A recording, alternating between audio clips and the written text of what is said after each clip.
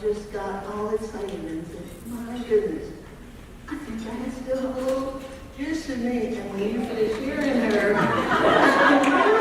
too. So come on up, Miss Leah Kennedy.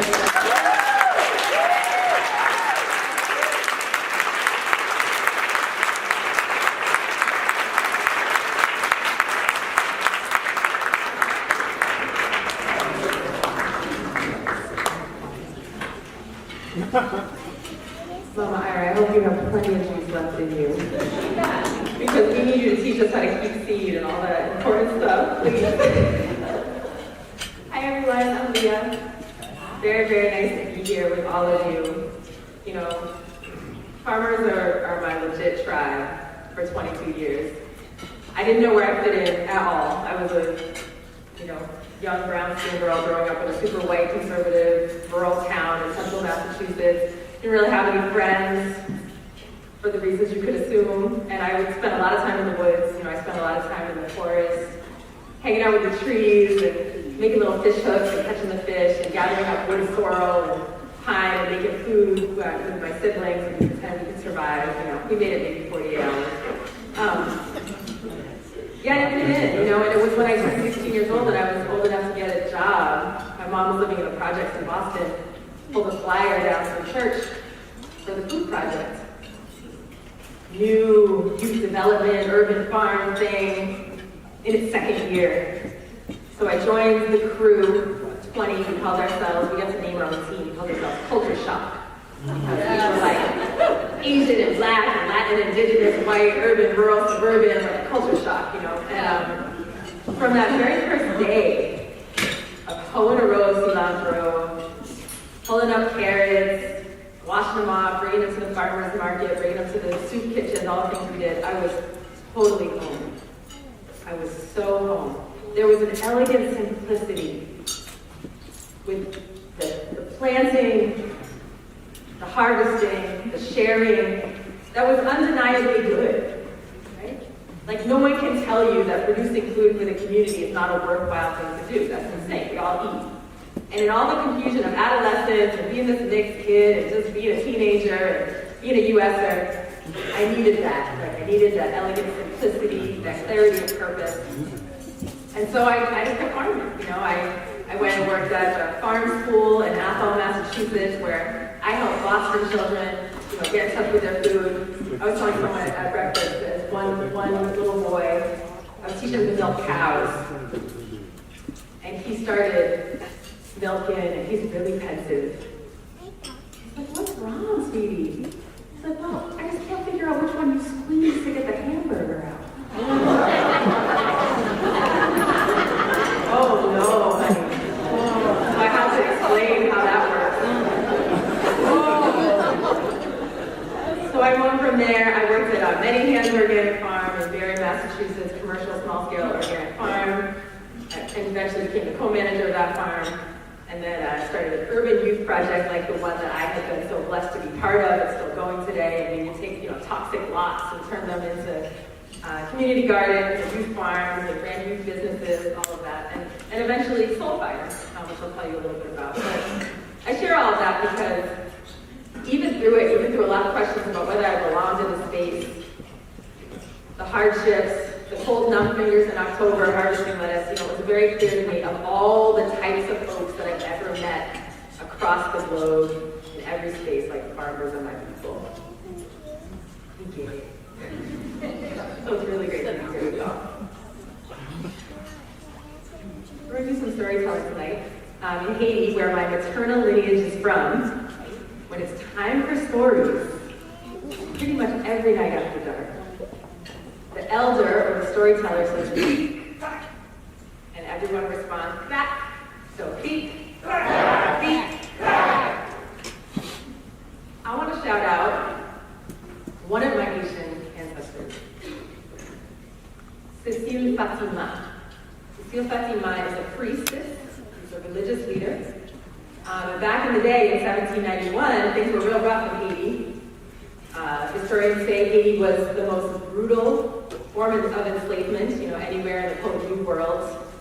They figured it was economically more advantageous to ship new folks in than to keep them alive and have them birth children, I won't go into the gory details, there are children in this room, but it was really rough. And folks decided like liberty or death, essentially. Cecile Fatima organized people to come to a ceremony. There were many languages in the room, in the space, right? There were many religions, many cultures, because folks came from 26 different language groups across Africa to Haiti, and managed to unite them in prayer and in preparation for a war that would eventually overthrow, the most powerful army in the world at the time, the French, Napoleon's army, and establish the first free Black republic and the First Nations to outlaw slavery. So I'm calling Cecile Fatima into the room because we as African heritage folks, we always honor our ancestors before we do anything. So I want you to think of an ancestor you want to honor right now, because all of us are here because of somebody's sacrifice. And I'm going to count to 3 and say their name like you mean it. 1, 2, 3. Thank you. I also want to honor the first peoples of this land. Farmers who depend on land. Can't grow any food without it.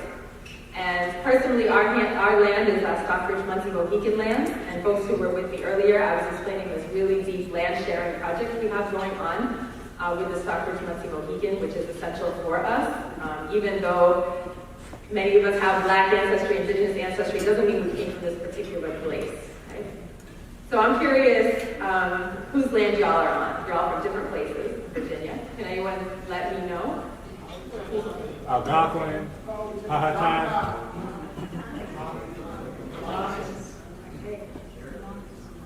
So if you don't know, that's very important to find out, and not just to find out, but to figure out how to support whatever the Indigenous folks who rightfully have stewardship on the land are trying to do. Whether it's fighting a pipeline, that would be very important to support, or whether it's getting their land back, right, that would be very important to support. So make sure that we're taking the lead and being in solidarity with Indigenous sovereignty no matter where we are. And my final shout out goes to my team, because you can't farm alone, so I want to give some love to my partner Jonah, our children Michigan Emmett, our wonderful farm team, Larissa, Damaris, Letitia, and so on. We're a squad. There we go. Let's talk about a little bit of history. Because I assume that we're all in this room because we deeply care about the earth, we deeply care about community, and we really want to see the farming and food system be just and sustainable and equitable and inclusive. We're not interested in a Monsanto-run farming and food system, right? We're not interested in continuing a pattern of colonization and capitalism and exploitation. We really want to be able to feed ourselves in a way that's fair and doesn't cause harm. But unfortunately, oftentimes, even in very progressive communities, we leave out a whole section of the population. Like we leave out the people who grow 85% of the food in this country. Who grows 85% of the food in this country? Exactly. People who identify as Hispanic or Latino and who are born outside of the so-called borders of the United States. Who, like, the USDA can't even call farmers, right? The laborers are farm workers, even though they probably have more expertise than a lot of the owners and farmers that they work for. So let's talk a little bit about kind of how this came to be, this erasure, this oppression, and what we can do about it. This beautiful painting my sister did for my book, it's called Foresight. And it's called Foresight because it speaks to the incredible foresight that our African grandmothers had in the 1700s, when all these folks were getting rounded up and kidnapped in their communities. All their best farmers getting rounded up and kidnapped and taken who knew where. There was like no report back. I lived for some time down in West Africa, and I asked people, like, what was it like on this side? And they said, well, nobody came back to tell us. And so there were all kinds of rumors, like maybe people fell off the edge of the earth, maybe they were eating people. I mean, we really didn't know. So you imagine with that sort of terror, that sort of question, making the decision they made, which was to gather up the seeds that they had saved for generations. The black rice, the geranium, the palm, the kale, the melon seeds, and they hid it in their hair. So if you part your hair, you can put seeds along the part, and then you can braid over. And so that is the way, that is the way that our ancestors showed us that they believed we would exist. And it wasn't just all these amazing seeds and crops that they they brought over, right? As we talked about earlier today, those who were in my workshop, there's incredible sustainable ag technologies that came as well. So a lot of things we take for granted as ahistorical or European, or we just use them and don't think about them. Things like texture by feel, soil testing, vermicomposting, terraces, raised beds, cover cropping, work parties, credit unions, food preservation, right? The hoe. All of these technologies came from Black agriculturalists through the Middle Passage. But the project of the empire, right? The project of settler colonialism is not just to take a bunch of stuff, it's also to try to make us forget who we really are. And so my project, and we'll get to the happy part soon, but my project is really that of remembering, of like calling back and honoring that knowledge. Well, let's look at what happens to try to make us forget, right? Does anyone know this picture? Recognize this? Yep. Yes. Manifest Destiny. So this is an 1800s picture, but this idea actually started back in the 1400s, 1455 to be specific. Pope Nicholas, Catholic Church, put out this papal bull. It's like the law, it said essentially, white Christian nations, you have the authority of the church to go forth, enslave, colonize, and pillage non-Christian nations. It was the beginning of the age of exploration, discovery, being a piece of Santa Maria, all that kind of stuff, right? Came out of that. But it wasn't just the Catholic Church. That became the basis of U.S. law. Has anyone ever heard the term finders keepers? What comes after that? Great. So this came out in 1823, Supreme Court case, which established in U.S. law the doctrine of discovery. If a white person finds land and brown people are on it, it's the white person's land, sorry. And this is not old history, and I'm not being like a sensationalist. Like, look up Doctrine of Discovery on Wikipedia. This is the law. In 2005 is the most recent time the Supreme Court upheld Doctrine of Discovery. The Oneida Nation in New York sued to get some of their ancestral territories back, some of their unceded territories. And the Supreme Court said, sorry, finders keepers, Doctrine of Discovery, because Native folks are domestic dependent nations without sovereign rights to their lands. You lost it when colonization. So we've never rectified that. We never fixed it. There was no reparations, and even still, the land is being stolen. So the DNA, right, of the food system is stolen land and stolen labor. 12.5 million expert agriculturalists who knew how to do tropical and subtropical agriculture, and the Europeans didn't, right, were taken to establish the rice of the Carolinas, right, and the sugar of the Caribbean. And we would think, like, that's ancient history in a lot of ways, because 1865, what happened? Emancipation Proclamation, 13th Amendment, right? So we should be good. But unfortunately, the U.S. had never decided to mutate its own DNA out of the stolen land, exploited labor situation. So in 1865, a loophole was put in the 13th Amendment, right? Slavery is outlawed except in the case of if you're convicted of a crime. If you're convicted of a crime, slavery is legal. Look it up, 13th Amendment. Again, not exaggerated, that's exactly the wording. And so, the South created the Black Codes, which are a series of laws that criminalize blackness. You see loitering and vagrancy on the books for the first time all across the South. That means hanging around or not having a job. You get rounded up, you put back into prison, and you're leased at the benefit of the state's coffers to the plantation, the mines, and the railroads. This was not a side note in history. 73% of Alabama's state budget from 1866 to 1869 came from leasing African American people back to the plantation. This is significant. And even today, we still have penal farms. Like, who put out those fires in California? Right? People in orange suits, right? So that's still legal to be underpaid or unpaid if you've been convicted of a crime.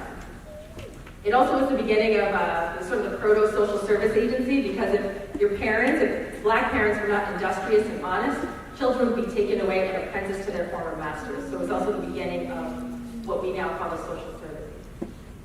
Right, so most black folks as farmers were sharecroppers or tenant farmers. That's a debt peonage system where you often end up in more debt at the end of the season than the beginning, because you don't actually own the means of production. And you can't leave because you're under contract. And what's incredible to me late 1800s, early 1900s, even facing these really onerous, really tough situations. My ancestors, by 1910, had purchased 15.5 million acres of land out of their own pockets. Like 40 acres and a mule was a cool idea. It actually came out of Reverend Fraser and 30 black ministers got together with the Union Army, General Sherman, and said, what we really need is we need land, we need to be able to own our own farms. He was like, cool, we'll take some land from the rebels in the South and we'll give it to you. But Andrew Jackson reversed that policy. So that land was never given. There was no free land. There was no 40 acres and a mule.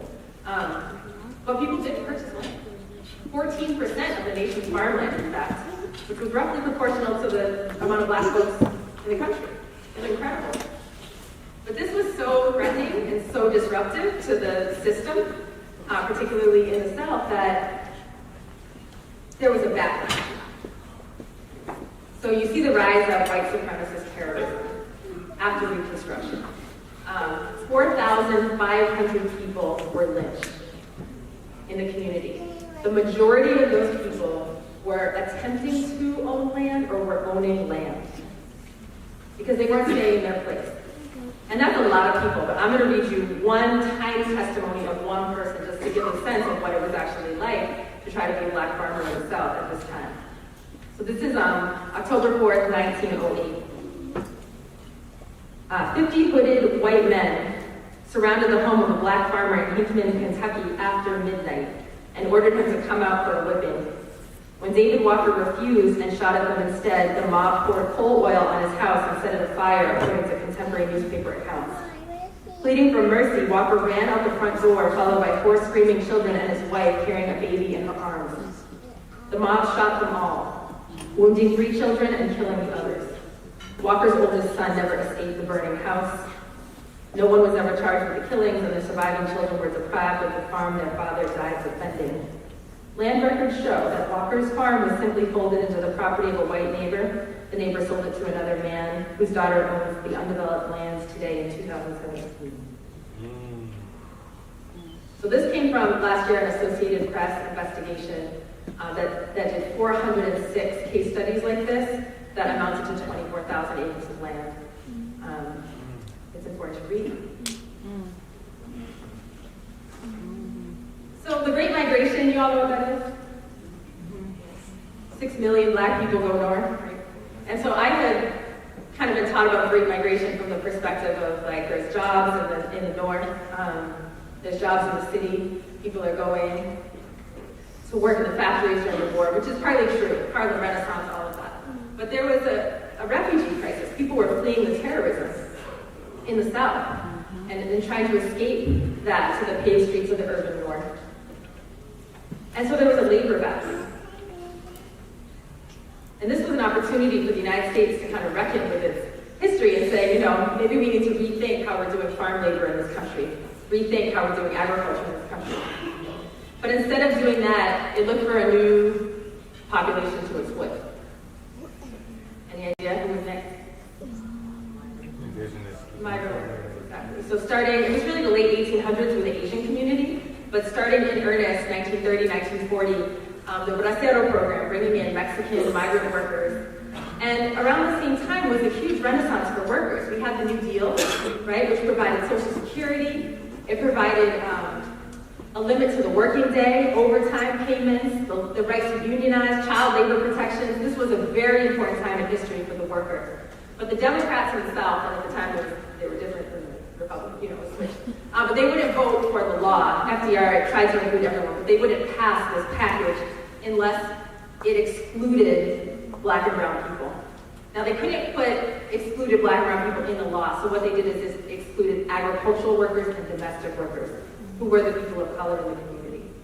And to this day, if you read the National Labor Relations Act and the Fair Labor Standards Act, there's still an exclusionary clause for farm workers and domestic workers, which is why, if you're a farm worker in this country and you work on a farm with less than 7 people, you're not even entitled to a minimum wage. You are not entitled to a minimum wage if you are a farm worker on a small farm in this country. Your state might have different laws, but federally you are not. What's that? I just told them help we took a pay cut. So, And here are the people who grow, 85% of the food in this country. Don't have the right to unionize, child labor protections are lacking, and so on. Of course, it wasn't only racial terrorism that led to the decline of the black farmer.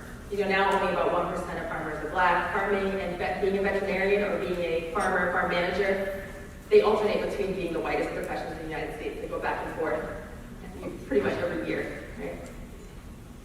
The second reason was federal government discrimination, right? So USDA has programs. We all know about this program, right?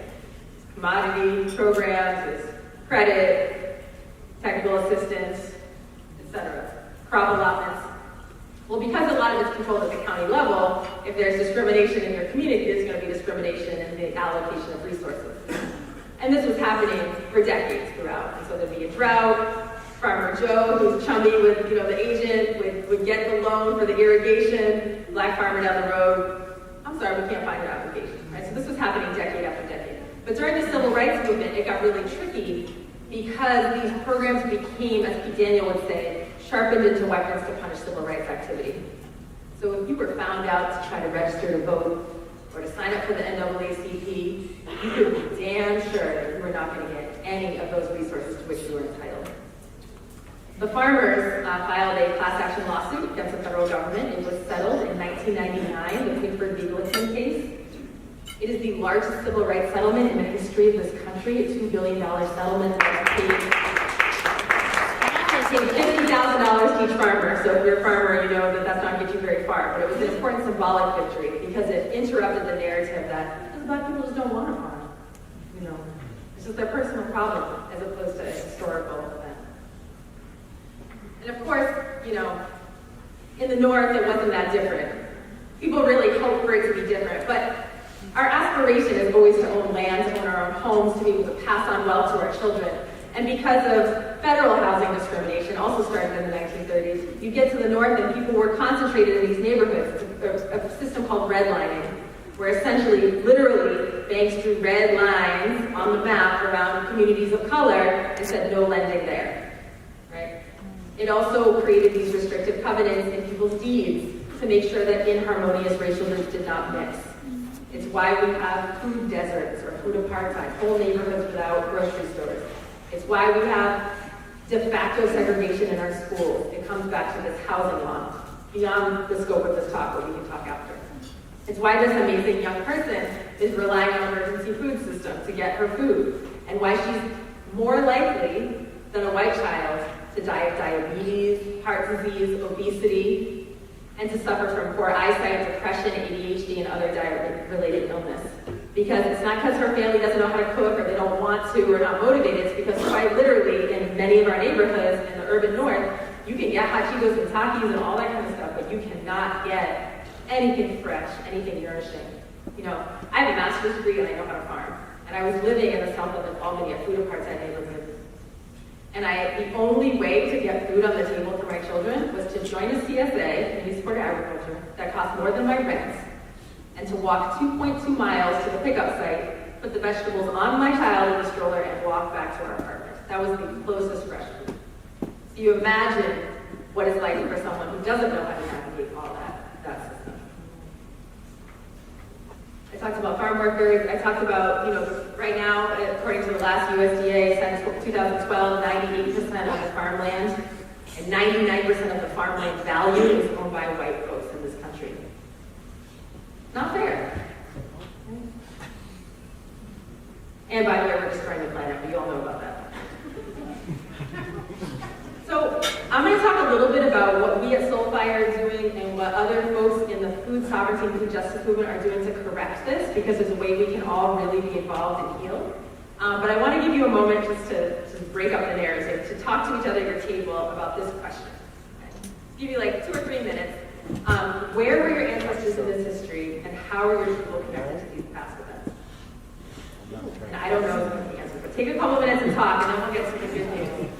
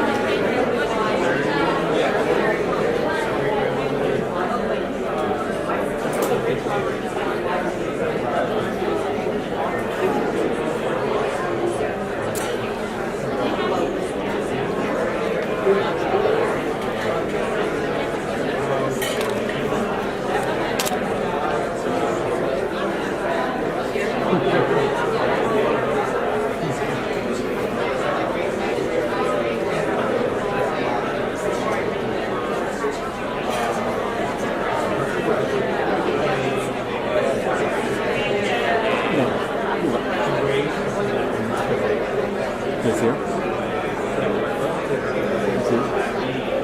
Waiter?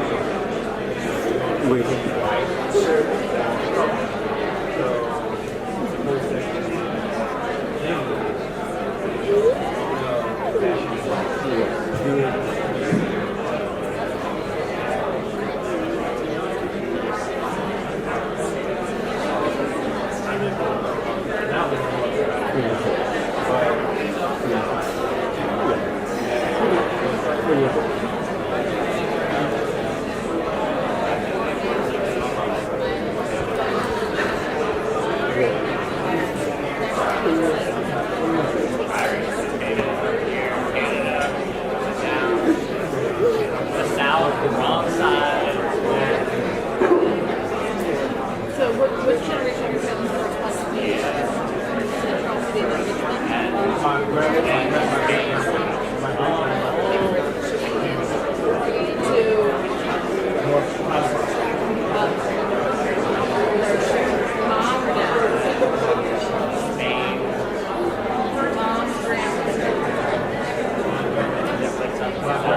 My mom kind of used to that book. She came from Salt City too.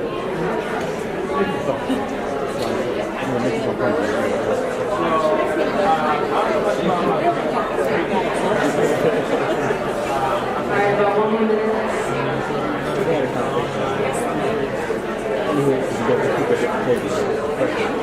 When you see faces, you see.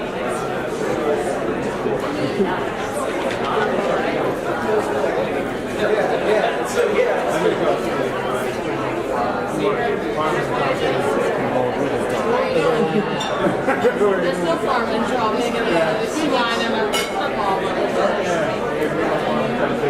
There's too much space. When I say free the people, you say free the land, free the people. When I say free the people, you say free the land, free the people. Free the land. Okay. Thank you. And thank you to all of those who talked about ways our ancestors are complicit as well as ways our ancestors are victims. I think it's really important and something that all of us, almost all of us, have both in our past. You know, part of my dad's side is 13th generation British whalers. Probably almost drove to extinction the Atlantic whales to build their wealth and stuff. And I think it's really important to recognize that, not as a means of oh, I'm so ashamed and feel so guilty about who I am, but really we need to reckon with what's true in order to heal and move forward. So thank you for sharing at your table. I'm going to keep moving just for time, so I would love to hear what y'all were talking about. So there's this really incredible Jewish teaching in the Talmud in Pirkei Avot that says we are not obligated to complete the task, but neither are we free to desist from it. Which is important, because if you think you have to do the whole thing, you might as well not even try. Right? It took 500 plus years to make a racist, unjust food system that's probably going to take more than one person's career to heal it. So, at Soulfire, we're trying to figure out what is that little intersection of what we love and know how to do and makes us come alive and what the world needs. And for us, it was really about this self-determination through food. Fannie Lou Hamer, who's a really important hero of mine, said, if you have 400 quarts of greens and gumbo soup canned for the winter, nobody can push you around or tell you what to do. That's so deep, right? So that's sort of our mission, right? like to get all of our people to have that 400 quarts. Community farm, we're up in the cold mountains of upstate New York. We started out as a family farm. We got our land in 2006. It was a forest. We thought that was the easy part, you know, and it took us 4 years to clear and build and put a septic and a well and a driveway and repair the damaged soil. We opened our farm fall of 2010. Just as a little CSA, kind of market garden scale, it grew over time. So now we have a nonprofit and a farm business. But there's 3 main things we're working on.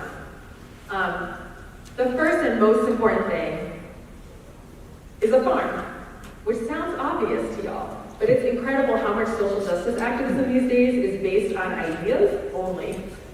And I don't get that. I was like, wait, what do you do? I tweet. Oh. I don't get it. So we grow food, actual food, vegetables, meat, eggs, you know, herbs, fruits. We box it up and we bring it to those who need it most in our communities through a distribution program we affectionately term Netflix for vegetables.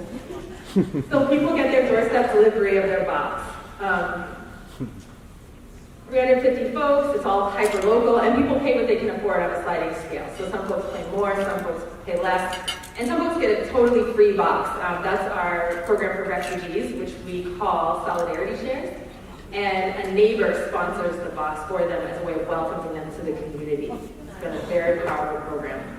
And actually came out of a partnership we had with a local health clinic because a doctor there was on our board.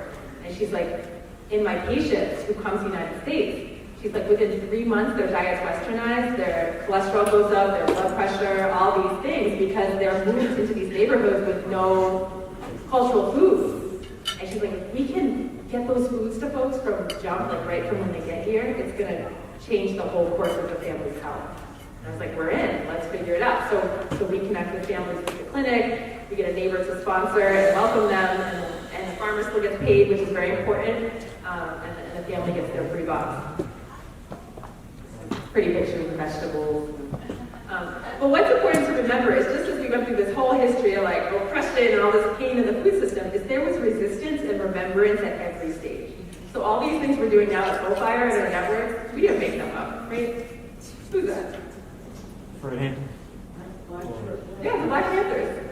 So they're known for armed self-defense, which certainly happened, but almost all their time and resource went to survival programs. They fed 20,000 children a day in Oakland. They had transportation for elders, transportation for people to visit their loved ones in prison, you know, clinics, grocery distribution, all of these things. And so when we talk about feeding ourselves in our community, we're very much on the back of the work of the Black Panthers. The federal government took notice of the impact of free breakfast on children's learning, and now we have the free breakfast program. We grow food in a way that doesn't trash the planet, like y'all, you know? Carbon back into the soil where it belongs. Pollinators called back into the landscape where they belong. You know, when we first got to our land, it was so degraded from erosion, overgrazing, logging, that you could stick your hands in the topsoil and touch the heartland. Like, that was how thin the soils were. Our veggies are great. Everyone was like, you can't farm there. But we built the soil over time. Using ancestral crops and methods. You know, heavy mulching and terracing and raised beds and cover crops and so on. But perhaps even more important than all of these material techniques are the spiritual techniques. Raise your hand if you think the earth is dead. Cool. All right, we're in the right place. She's not. The earth is an alive living system. And many of us believe, certainly African cosmology, indigenous cosmology, we believe that the earth isn't just alive, but is conscious and is in a mutuality with us, is in a reciprocity with us. There's a give and take, there's a consent. So I know I told the story earlier, but it's one of my favorites. I was studying farming in Ghana with the Queen Mothers. They're like the OGs of community organizing. And they like to ask me questions about what life is really like in the United States. Like daily. Immediately. With my name. We have a question for you, you know? And they were like, is it true that in the United States, the farmer will put the seed in the ground and they will pour no libation? They will not pray. They will not sing. They will not dance. They won't even say thank you, and they expect the seed to grow. I was ashamed. It's true. I might have even done that. They're like, no wonder y'all are sick. Because we can't sustain ourselves like that, treating the earth as a commodity. So here we are, you know, we just planted some stuff, we're dancing and singing and doing the whole thing.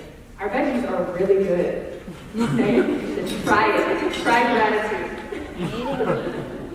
But we didn't make up regenerative farming, right? It wasn't just the techniques and technologies that came across the Middle Passage. There's been a lot of innovation in the Black community since, right? Anyone recognize those two innovators? Carver and Watley. Yeah, Carver was really into the peanut. That's usually all that people know. But the peanut, the reason we go into the peanut is the legume, and legumes are nitrogen fixers, right? In collaboration with rhizobial bacteria, they heal the soil. So he was really the grandfather of organic agriculture. A whole generation before Rodale, he was teaching at Tuskegee University how to use cover crops, composting, heavy mulching, diversified horticulture, livestock foraging, all of these things he was teaching to his students. He even created a movable schoolhouse before extension to go out to farmers and teach them these techniques because he said not everyone can come to the university. Right? Watley was a generation after him, and he was noticing that Black farmers weren't making any money on row crops. And so he said, we need to completely rethink this whole thing. And folks thought he was nuts. He's like, I have this idea. You get it? All right, we're gonna take city folks. We're gonna bring them out to the farm. They're gonna harvest. And I'm gonna call it Pick Your Own. Are you kidding? But it worked, right? He had something called the Clientele Membership Club. So you're a disconnected city person, you could join for a fee, you get these wholesale prices, you feel connected to the farmer, there's a newsletter, right? And so now, I don't know about how it's done here, but up in the Northeast, like almost every farm is trying to do some kind of CSA, pick your own situation. So really changed the way we market and think about our crops. We build, I won't talk about that. So the second thing we're doing, of three, is educating. And this really came out of, you know, we didn't plan to be an educational farm per se, but I started getting a lot of phone calls from aspiring Black farmers, particularly being like, I can't find a training program, I can't get into an incubator program, I'm running up against discrimination, I'm running up against isolation. Can you do something to like help us get in the game? And I didn't even think Black folks wanted a farm, you know, I was still in that mindset. So I was like, oh sure, I'll create a program. I'll create like a week-long training. It'll be a 101. We'll go through everything from crop selection, just the basics. I posted on Facebook. I know that's not in anymore, but I'm not on Snapchat or whatever. I posted on Facebook. It filled up in 24 hours with 20 students. So I was like, oh, I'll make another session. That one filled up in 6 hours. We have a wait list 2 years long. We have trained 600 new Black farmers on our little tiny.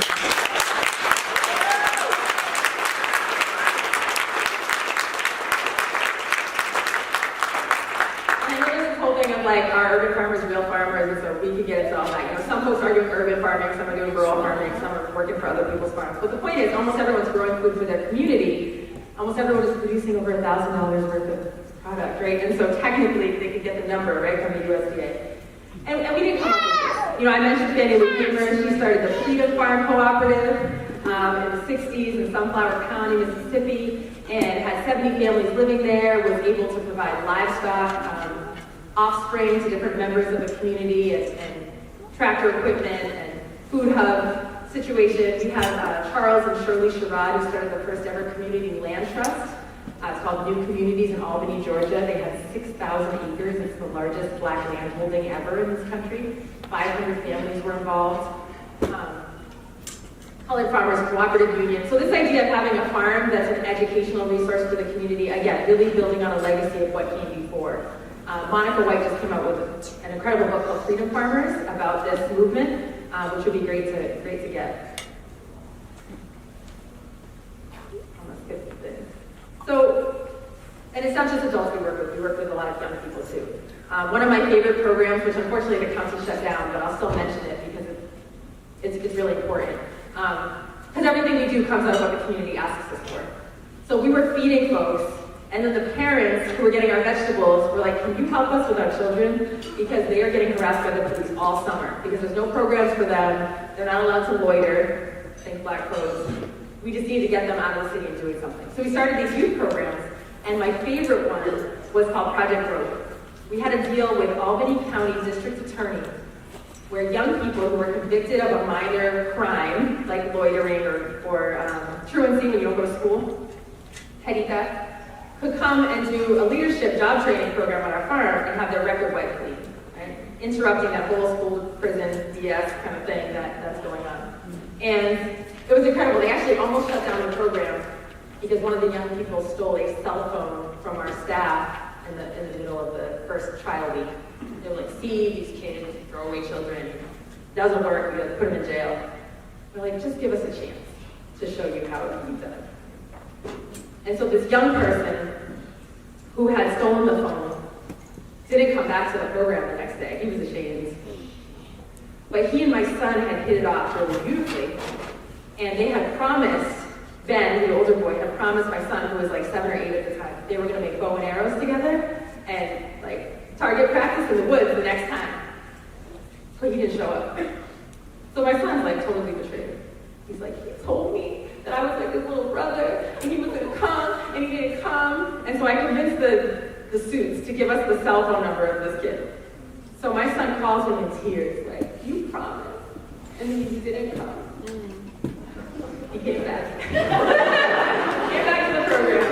Because there's a relationship of respect and of humanity with this young person who needed him. And he did the contract thing, and we do the whole like restorative justice thing. And it was really powerful. And then the suits, they're like, we need to come inspect the program. And I didn't feel really good about a bunch of black dudes like bending over farming, and these white suits with clipboards like taking notes. Like that just wasn't gonna work. So I had to think about this, and I said, all right, you can come back, but come back with boots, and you are going to learn from our young people how to plant turnips. So you're gonna come, and your inspection will be to learn how well they teach you to plant turnips. Which is amazing, because these young folks never get to tell these grown-ups what to do. This is like their probation officers and so on and so forth. And it lasted for 5 years, this program, you know, politics is why it hasn't continued. But we kept 15 children out of juvenile detention through this program.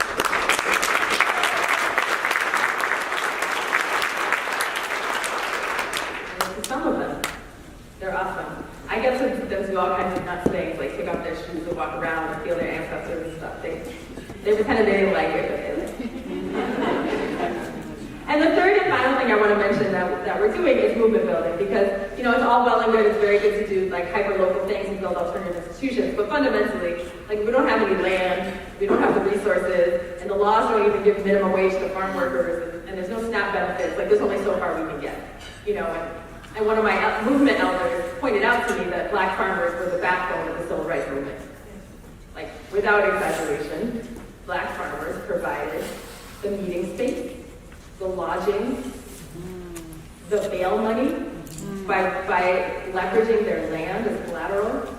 They fixed the shoes, they fed the folks who came down for Freedom Summer, and because they couldn't get kicked off of their land, they weren't tenant farmers, they could, you know, go to the NAACP and register, be first in line to vote and so on. So there would be no civil rights movement without black farmers. So it's really challenged to think about how do we leverage our land as a resource for movements beyond just like food. So we started doing a lot of like trainings and organizing. One of the projects I'll mention that we did is called the Reparations Map, where Black, Indigenous, people of color, farmers put on a map what they need, whether they need land, a tractor, some training, and then people in the community who are moved to share the wealth that probably rightfully isn't theirs anyway, right, can contribute to that project. We're also working on a new land trust in collaboration with Indigenous communities in the Northeast that will serve as a repository for those land donations and put easements on them to make sure that they're always used for the intended purposes and return that land to the Black and brown community. And we're on like a gazillion, you know, policy committees and things like that to try to make the Farm Bill sane and so on. And we didn't make that up either, right? We stand on the shoulders of the Immokalee workers and Chavez and Huerta and Ipion, all of these amazing organizers in our past, as well as the farmers in the world across the globe who've been doing this organizing. We have sibling farms in Haiti and Mexico and Ghana and Brazil. And the Haitians in particular are really powerful because they're leading the anti-GMO movement for the world. You know, they're members of the Ecofacina, right? and in 2013 won the Global Food Sovereignty Prize because they interrupted a shipment of Monsanto donated seed, burned it at the port, and said, no thank you, we're going to keep our Creole seed. Like, we do not want to.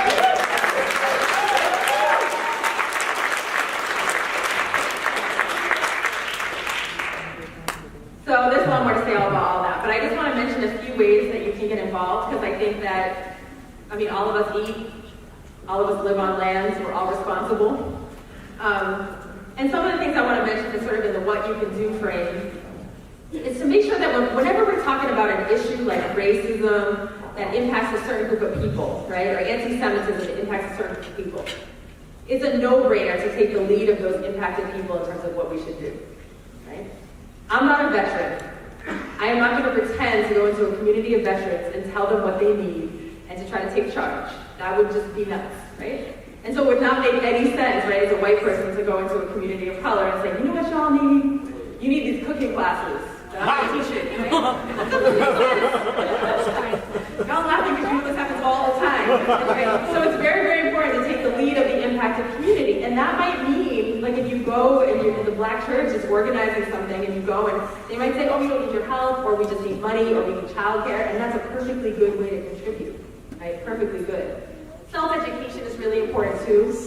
It helps a lot because it can be tiresome, you know, if you're in an impacted community, you always have to be explaining everything, so self-education is all out there these days, it's awesome.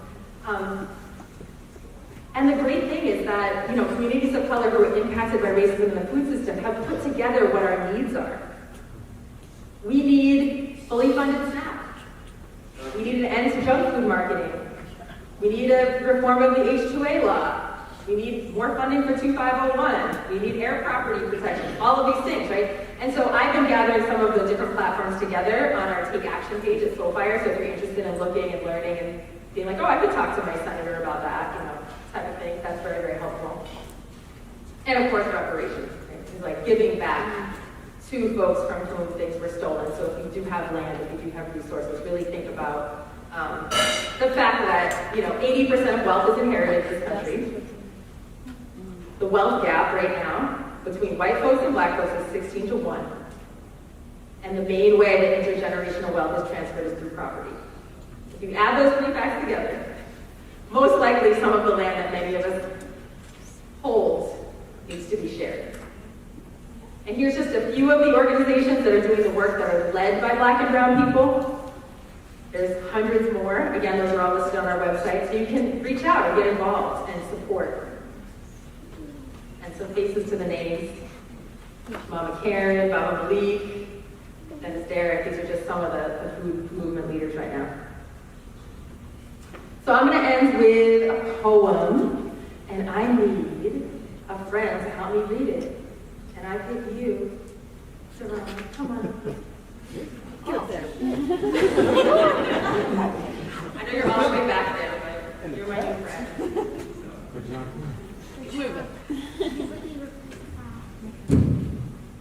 So the way it's going to go is I read a line or like a little chunk, and then you read a line or a little chunk, and so on.